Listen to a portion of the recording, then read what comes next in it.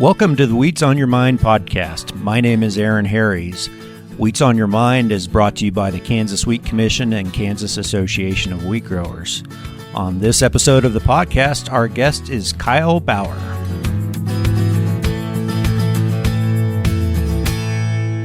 Kyle Bauer is a veteran radio broadcaster and the owner of Kansas Broadcast Company, LLC.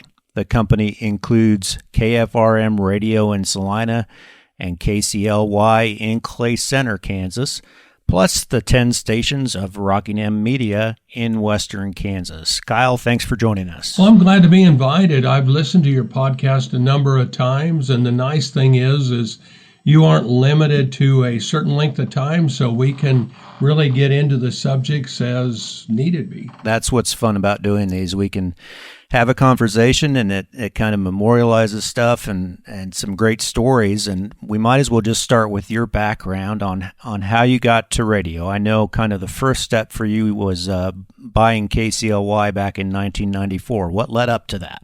Well, honestly, I never intended to be in radio. I graduated from college in 1980 and came back to farm with my parents. And then over the years, with the death of my father and then evolution of the farming enterprise, we got involved in other industries outside of agriculture, outside of farming anyway, over the years. And one of them, we ended up buying the local station in 1994, KCYL, mainly because we thought the town was going to lose its radio station. It was a very small FM station. Started in 1978, like a lot of small radio stations across the entire United States. Every little town got an FM. It had never been profitable a single year from the time it started in 78 to the time we purchased it in 94.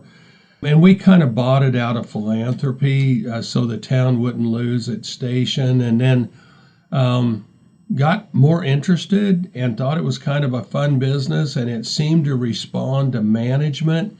After about a year and a half, it was really going quite well. And I don't want to get too technical, but to give people some idea, we were 6,000 watts on a 150-foot stick. Now, FM is a function of power and the height. So you read about a lot of radio stations that are 100,000 watts on a 800-foot stick. And so, you get out a lot further. So 6,000 on a 150-foot stick, you don't get out very far. Yeah. We didn't even make the entire county. Yeah. But we had great staff. And the radio station had a history of people moving through and moving on because there just wasn't enough money to be generated the way they were to pay those folks fairly. And so we had to figure out a way to leverage those folks over a bigger market so we could pay them more. So then we started looking, and KFRM was just 25 miles west of us.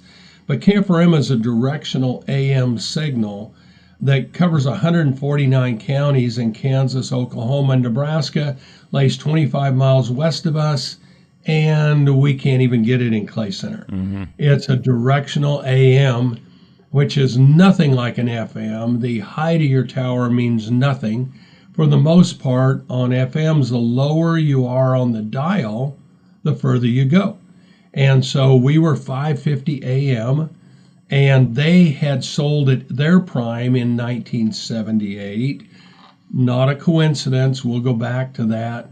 And they were never profitable after that sale in 1978 because the market had changed. Every town got its own local.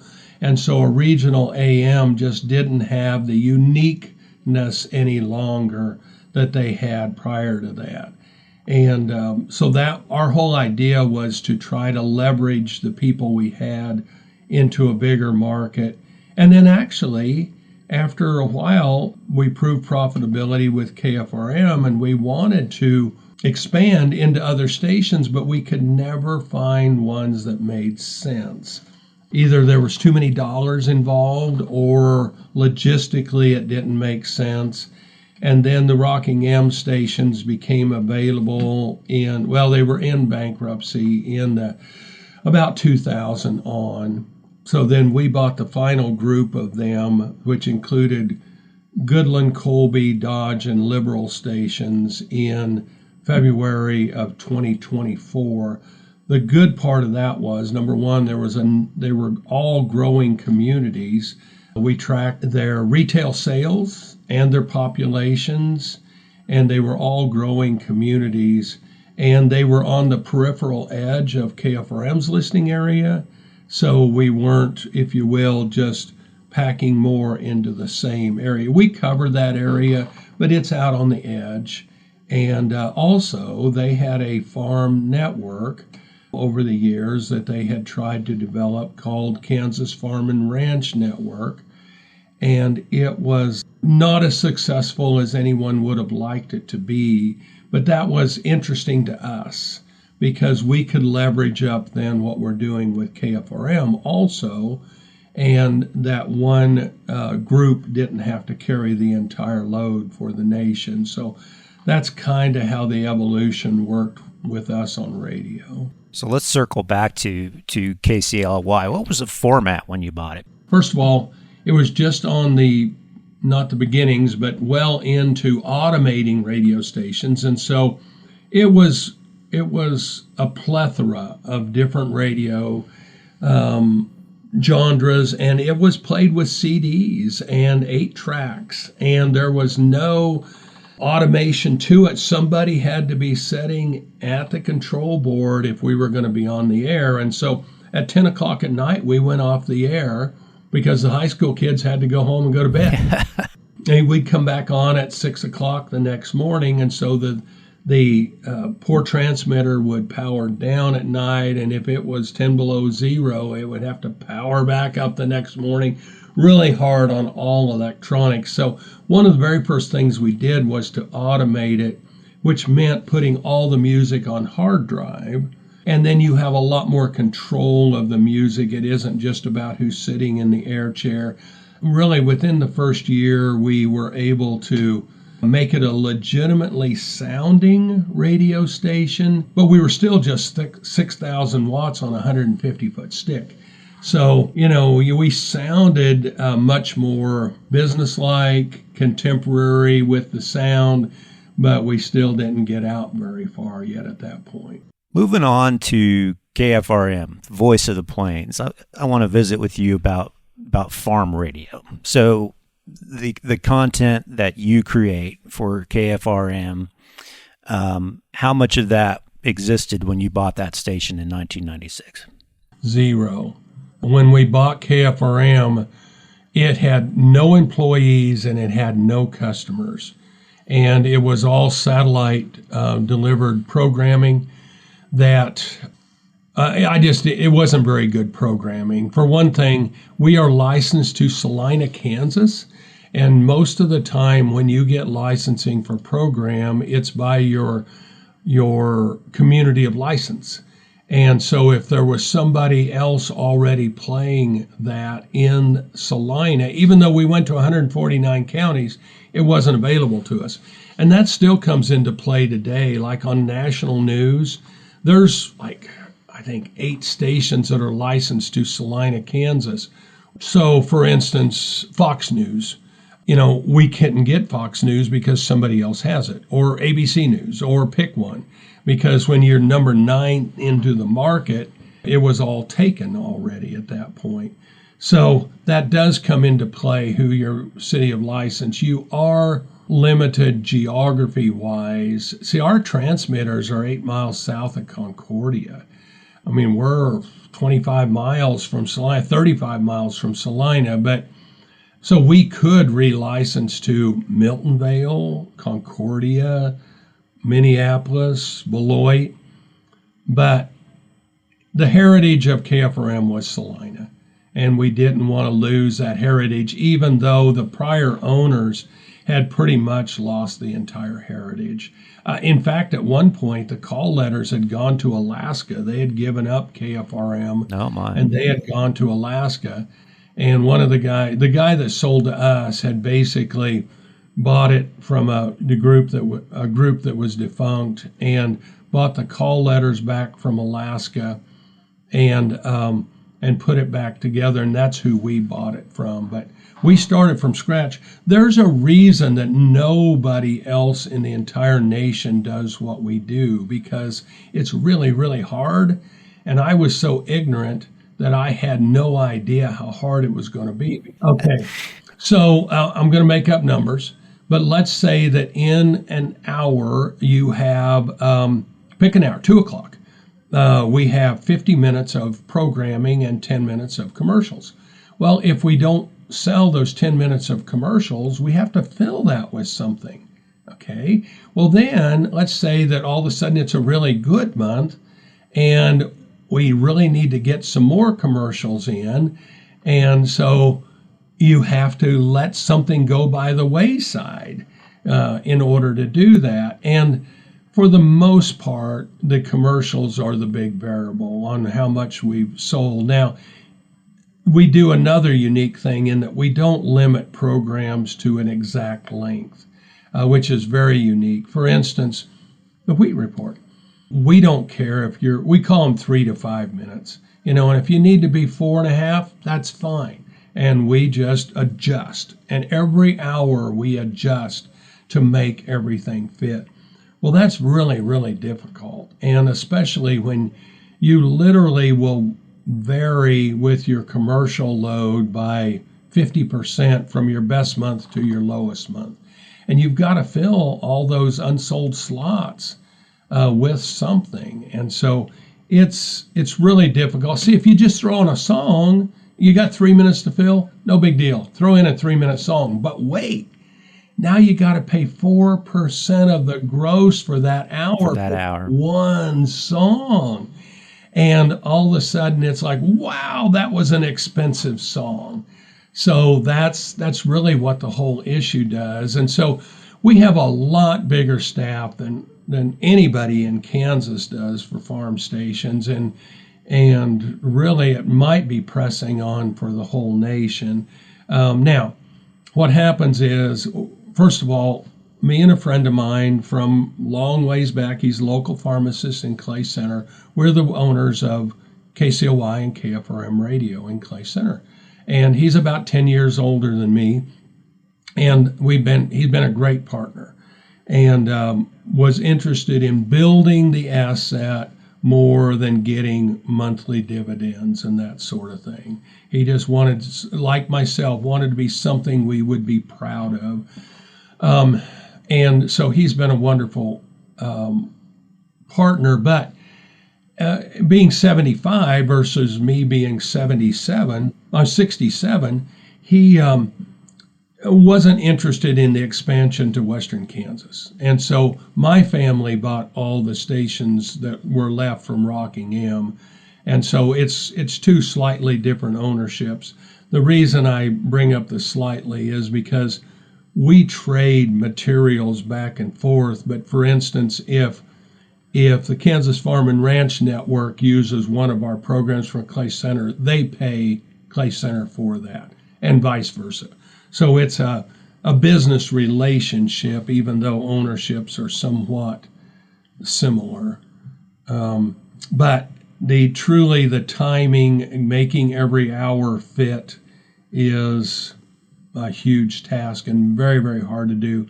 And I wouldn't recommend anybody try to do it. So that requires a person at the board almost all the time, right? Exactly. Yeah. And so, for instance, then let's say you're a little short this hour. Well, you might hustle through the minute or through the markets because, hey, usually I take 2 minutes and today I really only have a minute and a half. Or I need 3, so maybe I'll add some more to it. And then the other thing is we have 5 different analysts on daily. Well, we don't limit them on time. Well, if one day one of them is 7 minutes and the next day they're 10, well, we just make it work because we try not to cut people off, because that's the uniqueness of us. We're conversational, and we hire radio personalities and not radio announcers. But it's hard. Who was the first farm broadcaster you hired? Marlon Bowling. Marlon Bowling. And Marlon was became a national name. And if he's not back on us yet, he's soon to be back on us with the Comstock Report. He was with RFD television for several years and some of his own independent work. I know we brought on the Comstock Report with Kansas Farm and Ranch Network, but I'm not sure if we picked the slot yet here. And then Jerry McLean was with us early on as well. Marlon then moved to North Carolina and kind of did his own thing, and then ended up moving to Tennessee, RFD, radio and TV, I think. So, yeah. And then Dwayne Taves came maybe 25 years ago and was with us about 20 years.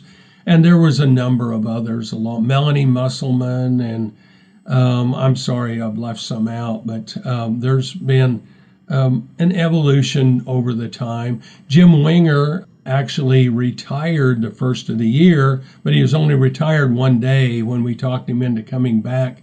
And we've hired the replacement for those slots and are in the process of training them right now.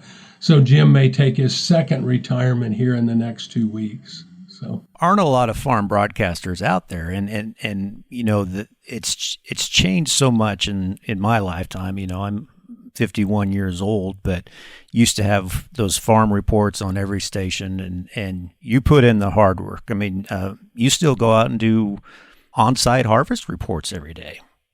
Yeah, and that's what, you know, if we're going to be unique, we need to truly be unique. And the thing is in my opinion, the secret to radio, and we've been very successful in a time when many people have not been, but the thing is radio needs to be local. Well, when you cover 149 counties, it's a little hard to be local.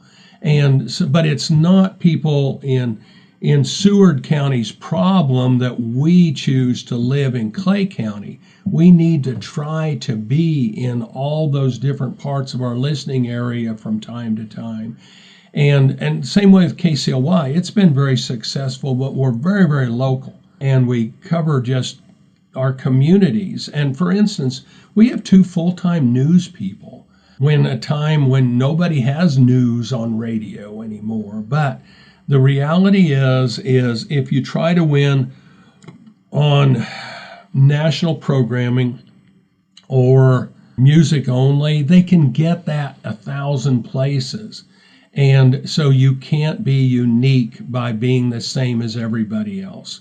I think our job is to keep people company and entertained. So for instance, if you're just playing music, what I call jukebox radio over and over, well, they can get that on Pandora, or I'm sorry, I can't even name the other sources, or satellite radio or all that.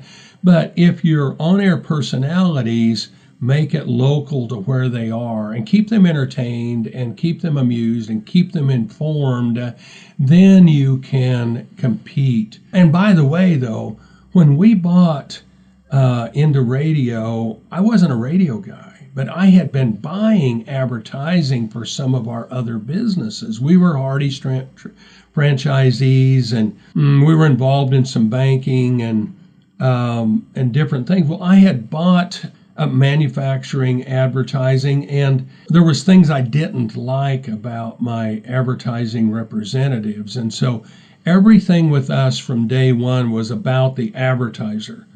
It's not, and a lot of radio, they do advertising just to support the radio habit. And with us, it's not that way. Our job is to make the advertiser money. And if they don't make money, they don't continue to buy advertising from us. And quite honestly, most of our listeners like to hear the ads. If the ads are well done and they're informative and they're relevant, they want to hear those ads. And so we have always made an emphasis that it's all about the advertiser. We make a mistake, we don't just make it good with one, we'll make it good with 2 or 3 or 4 ads, because it's all about the advertiser. And that's a unique thing in most media too. They just do the advertising to, if you will, support their habit. And for us, it's about making the advertiser money. We tell our salespeople, look, you are the representative of the advertiser at our place. and they pay you. All of our, it's no secret, all of our salespeople are 100% commissioned. So that advertiser pays their salary. And so they take it real personal that their stuff gets run well. I love a phrase you used just a minute ago, keeping people company. You know, we buy Radio Kansas wheat because we know farmers in the tractor planting wheat, farmers in the combine harvesting milo, harvesting wheat, what have you. What is the demographic across your agriculture listening audience? Well, it's heavily male, and the average age of the farmer in Kansas is about 58, something like that. But interestingly enough, over the last 30 years, it hasn't really changed that much. It's maybe ticked up a year or so, but it really hasn't changed that much. We used to go to a lot of farm shows, and dad and son would walk by, and dad would say, "Man, I listen to you all day, every day long." And the kid would go, "Yeah, I don't really listen to you." And I said, "How old are you?" And I'm 25. And I said, "When you're 28, you will start listening to us." And I have just found that younger people at about 28, their interest changes more. And so we start to pick them up. Now, the problem with averaging that age down is there's 5 guys above the age of 58 to only 1 that's below the age of 40. So, you don't average that down very far.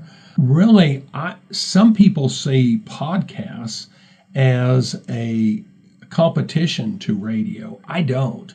I think we have invented a whole new generation of people that are loving audio, getting their media through audio, and they don't have to see it. And they realize that you can get your audio while you're doing many different things. And we're getting a whole generation reintroduced to audio. I think it's a tremendous opportunity. We use a few podcasts on KFRM because it's good programming. And boy, when you're trying to fill 12 hours a day, you need a lot of, an interesting thing that's coming up with us, and I've been seeing it for 10 years. We have a lot of contributors to our programming that are well over 65 years old. And I'm telling you, there's every 2 months we have one that dies. And, just on no notice, boom, we got to replace them. Yeah.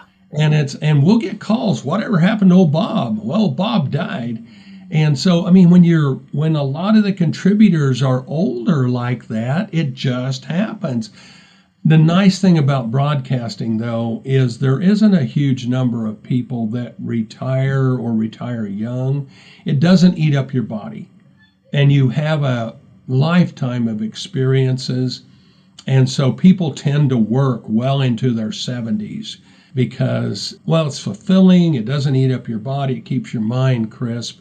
But we have a lot of people that are over 70, and we lost a weekend guy about 6 weeks ago that all of a sudden they said, "Well, we're going to continue the show, but old Bob died." And it's like, we see that several times a year.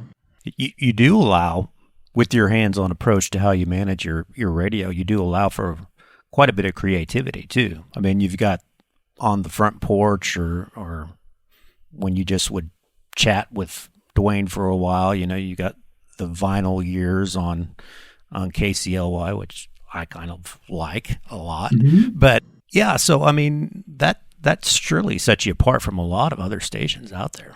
It does, but we have a huge staff. We have 15 full-time people here in Clay Center, Kansas, which is, I'm just amused. I love to have people stop by because they're expecting to stop by like most radios. We're a town of 4,500 people, and they're expecting, a couple guys in a 3-room studio. That's kind of normal.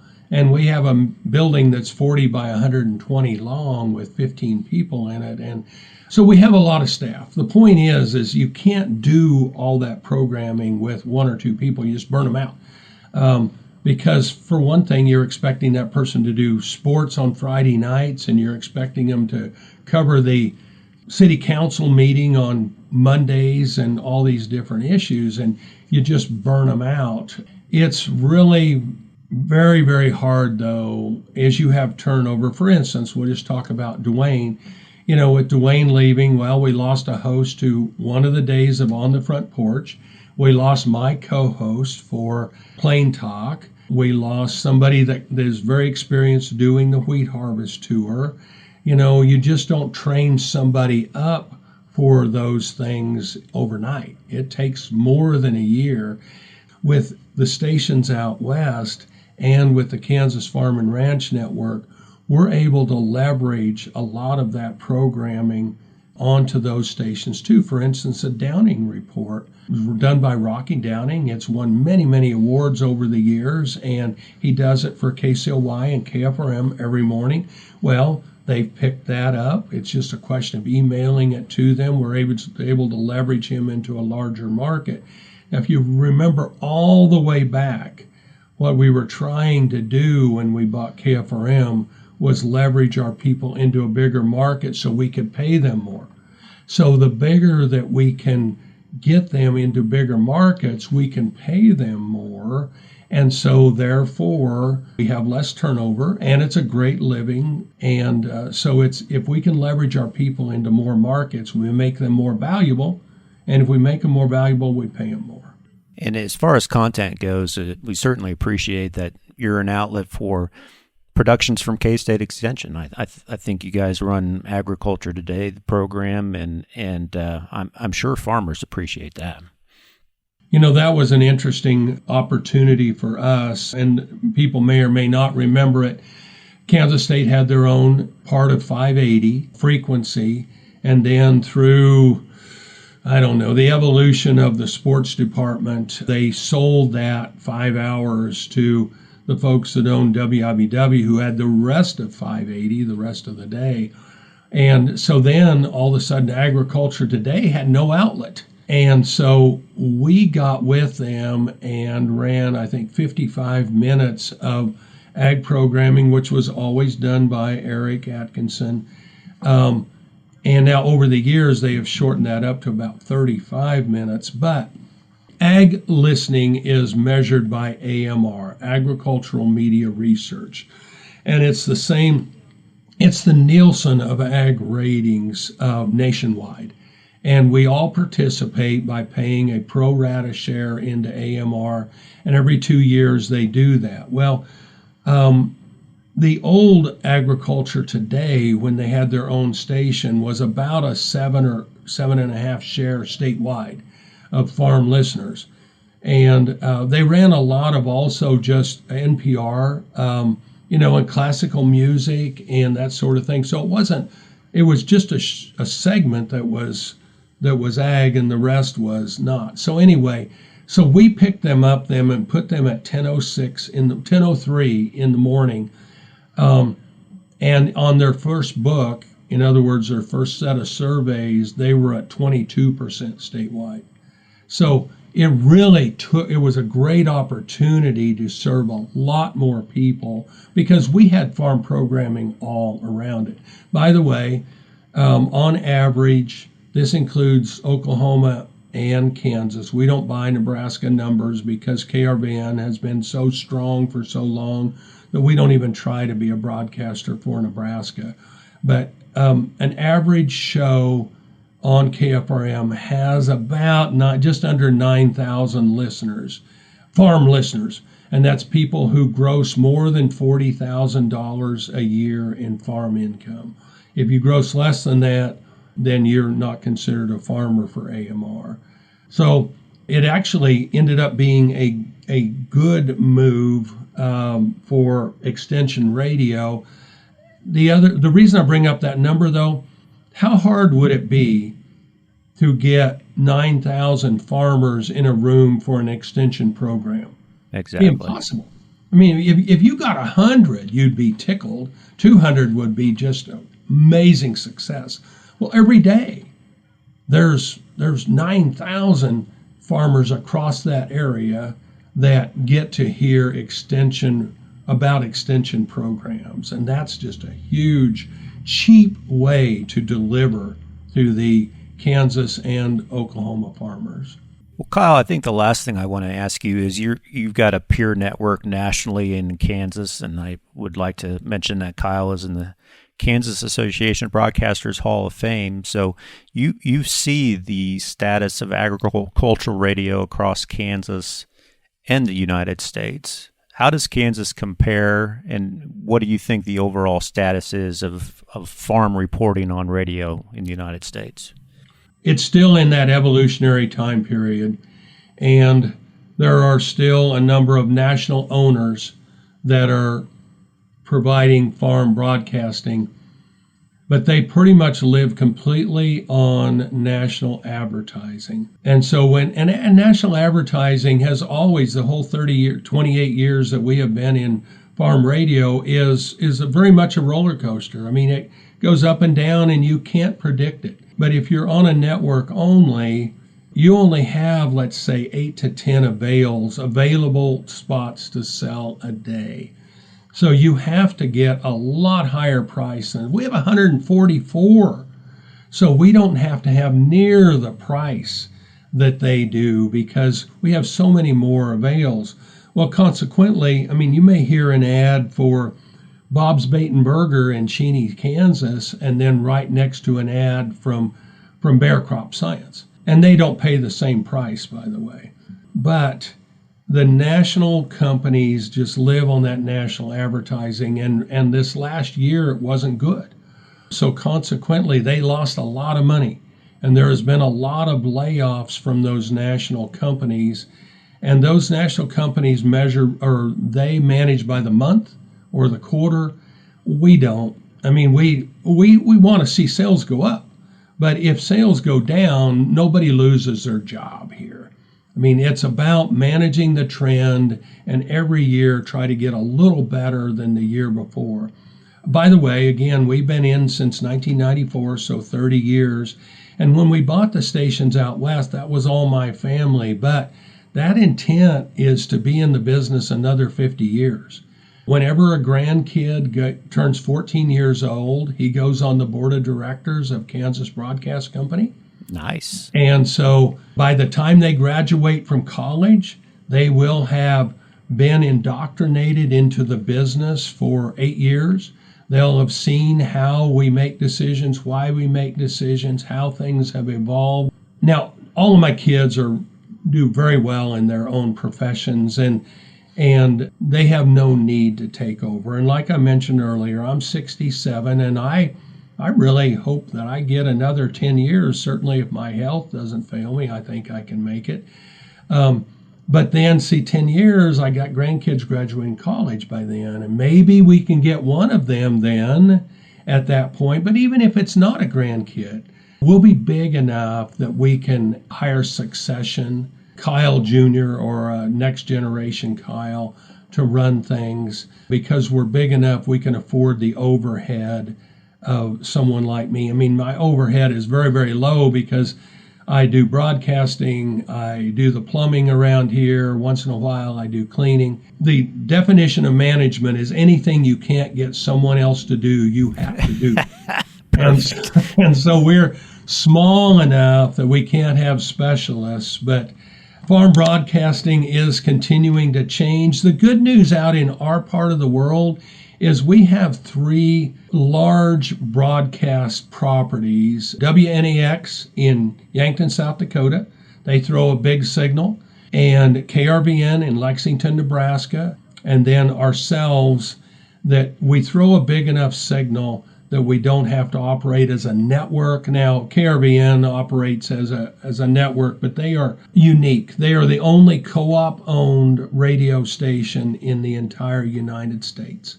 Point is we're all big enough area that we can truly afford to serve farmers and serve our broadcast area. And the rest of the nation is not necessarily like that. A couple years ago, there was a move by some of the auto manufacturers to get rid of AM radio in vehicles. I can imagine what your response was to that, but go ahead and tell us. Well, actually, we were part of the forefront on pushing back on that. There is a farm broadcaster from Wisconsin that it's his hobby to just kind of watch FCC and watch the industry. And he owns the station, but he's not a very big AM. And it happened just prior to the NAFB, National Association of Farm Broadcasters, annual meeting in Kansas City, that Ford said that they came out with a problem with their 2024 electric vehicles, that they weren't going to be able to have AM in them any longer, just the electrics. And it's like, now wait a minute, your 2023 electrics had AM radio in them. What's the deal here? And so we started to push back, and we got a lot of the nation to push back too, with just going into the Ford dealer saying, hey, and of course the dealer had nothing to say about it. And so there was a pushback, and Ford then came up and said, oh, just kidding. If you take your car into the dealer, they can reprogram your computer and you can have AM.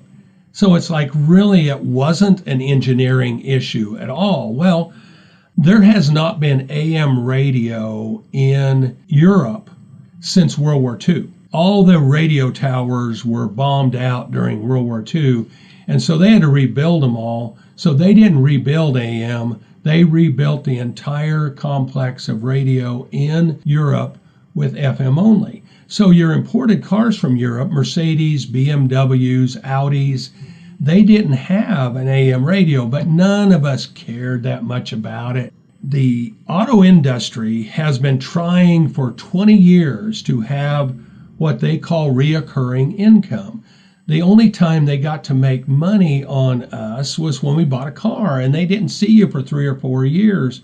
And so they wanted reoccurring income. And their first foray into that was XM and Sirius radio. Now, I'll remind everybody, neither one of them were successful, and so they merged them together, and now it's called Sirius XM, or is it XM Sirius? Anyway, they're one. Well, it's still, they finally had a profitable quarter about 6 months ago. They'd never had a profitable quarter. Well, they finally had a profitable quarter, but point is, that has not been successful. And so they didn't get their reoccurring income. So now they're wanting to push for Wi-Fi in your car, $20 a month, and basically you'll get all your media over Wi-Fi and over satellite. And it's like, okay, $20 a month, how big a deal is that? There's 280 million light-duty vehicles in the United States alone. Okay, so $20 is 5.6 billion a month. So that was where the push was coming. They are because if they were able to do away with AM radio, then they would do away with FM, and so everything in your car then would come over your Wi-Fi. And if you didn't subscribe to their Wi-Fi, you wouldn't have any radio. And so we could see that was the direction that was going. Well, as soon as they pushed back and Ford said, oh, we can reprogram that, no big deal. Well, then the genie was out of the bottle, that was what they were doing. Well, we had more than enough senators and representatives sign on as co-sponsors in the last Congress to pass that, but leadership would not bring it to a vote. And so we had to start over in this Congress. And it's going very well in this Congress, but it didn't pass yet. And what the mandate basically says is that car makers have to have AM free over-the-air AM radio in the vehicle for safety reasons, so that people can tune to wherever they need to be for whatever safety reason that is. They can't mandate it otherwise, but they can for safety reasons. For instance, all the cars now have backup cameras for safety reasons. So it's still out there in limbo. We had enough votes in the last Congress to do it, but leadership wouldn't bring it to a vote. Truly, who the Speaker of the House and the President of the Senate is just everything. Because if they don't bring it to vote, there isn't anything anybody else can do about it. Kyle, thanks for visiting with me on this episode, and thanks for keeping radio local. Appreciate it very much. Thank you. I appreciate it. Thank you, Aaron.